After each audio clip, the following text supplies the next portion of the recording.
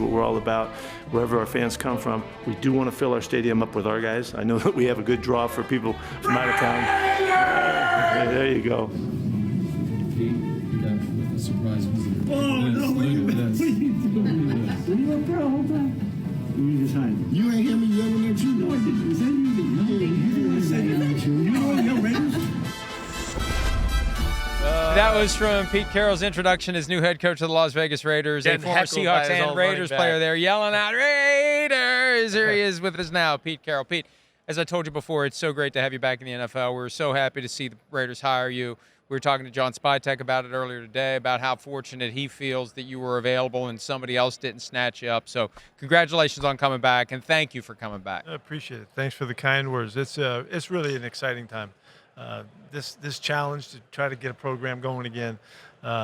We've been through it a couple times here, and sometimes we made it, sometimes we didn't. But it's a challenge that I'm really looking forward to. And you must like a challenge. I mean, AFC West, three playoff teams, Mahomes and Herbert and Bo Nix and Sean Payton together. It is not going to be easy for anyone in that division. No, it's a tremendous division, and it's with the coaches that head this thing up. Andy, of course, has done so much, and Sean's done so much.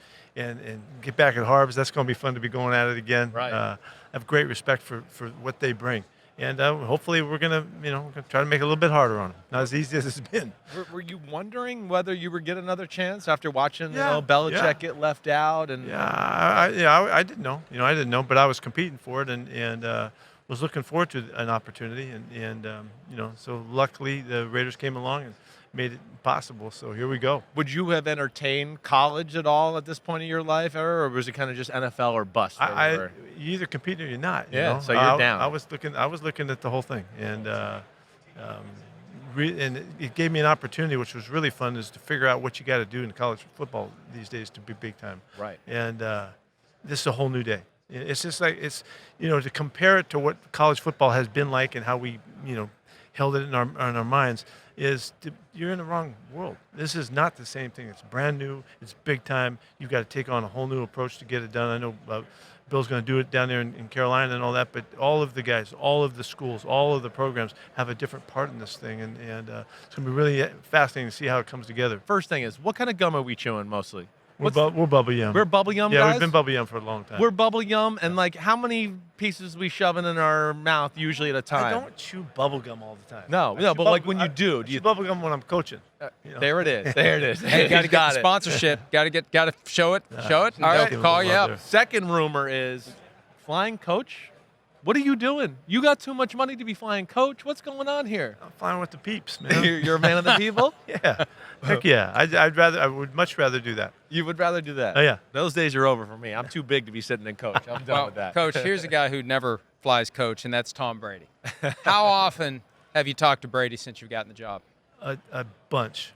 We've talked, we've texted, we've been on this thing together throughout. Really, there's a whole, we got a whole chain of how we're communicating and on a regular basis, really, almost day to day. Yeah, you will lean on him or have conversations, you think, on a regular basis? I mean, I would expect quarterback for sure, but oh no, we're talking about everything. You are. And it's rare to have the opportunity to be with somebody that understands competing the way he does. Yeah. And it's once in a lifetime kind of opportunity, and really to see how he and John Spytek have really, they're in concert as well. I can't be in a better situation than around the greatest competitors ever. I can't even ask for anything more than that.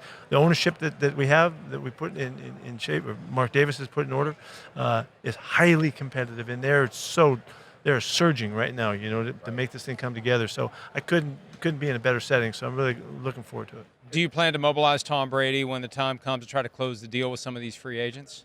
No, why would we do that? Why would we want to think? Of course we are. What do you think about? Yeah, whenever we could, we would. Whenever he can fit in.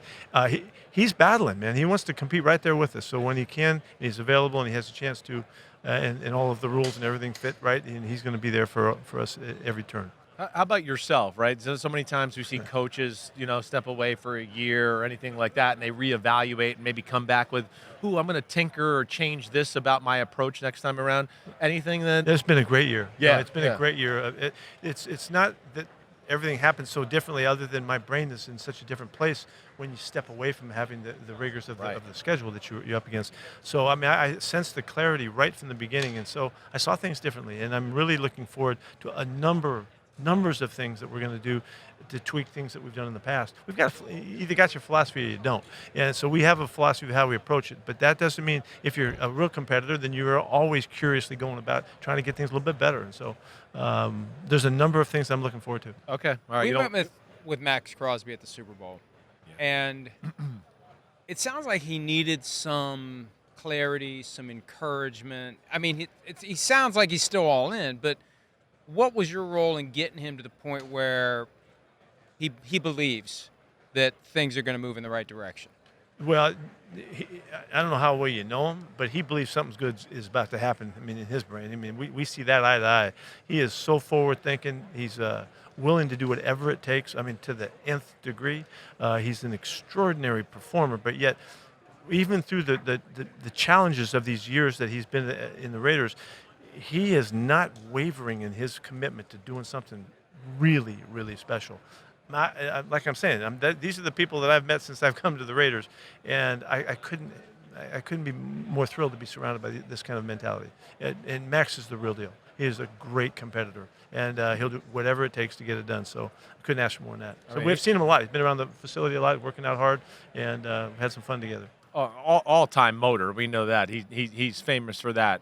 You know, as far as like, I want to ask you, just because you're a defensive coach, right? There's a little talk right here about like the tush push and all that, right? And I'm one that is like, hey, stop it, right? Stop it. And I understand we want to worry about players and all that, but I would love to hear your view on it, because I think it's about to become a hot button topic here. Yeah, well, as long as it's in the rule book, I think you got to deal with it. And we will. I know that it sounds like there's some challenges. I don't know how serious it is or how serious a threat that they can pose to it. It's a very difficult choice. Change the game in some way. How they would do that. There's ways I know they could, but as long as it's happening, I think you got to be great at dealing with it. And so we're going to do everything we can on that in that regard. What are you looking for primarily in a quarterback? Looking for a guy that has the confidence to be able to find his own ability and consistently, bring it to life in game time. They come in all different shapes and sizes. I've had everybody from, in the last 20 years, from Carson Palmer to Russell. And Gino came out of, was on ice for 4 years, and he came out and was, comeback player of the year, and so we had a lot of success with a lot of different guys, and they're all different. They're all uniquely the way they are, and I think you got to find them and reach them and understand what they bring to you, and then help them capture, what's left in their career for them. And so for the young guys that are coming up, man, you got to take care of them. You got to look after them. We really have a really good example for you guys. You want to study. Go back and look what we did when we started in Seattle and how that thing all came together. And interestingly, Carson Palmer called me a few weeks ago. He was ready to accept his head coaching job at his old high school, and we sat down and talked all about being a head coach and all that. The conversation felt like we'd been talking for the last 20 years together, and there's a connection that happens in this quarterback position that is really crucial, I think, and it's really something that I've tried to really, be in the middle of and champion the cause. And to do that, you got to find out how to build a team around those guys. That's how it really works. Right.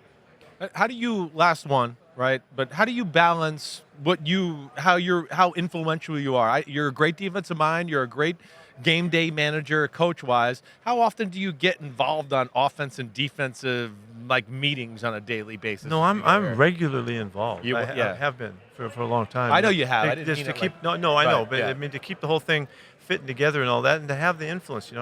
Right. Everybody's got to be pretty jacked up to be on our program now. They got to be on their stuff, and so whatever it takes to maintain that connection so that we're all on the same page is what I got to do. So I'm couldn't be more fired up to have Chip coming in, and coming off the years that he just had as well.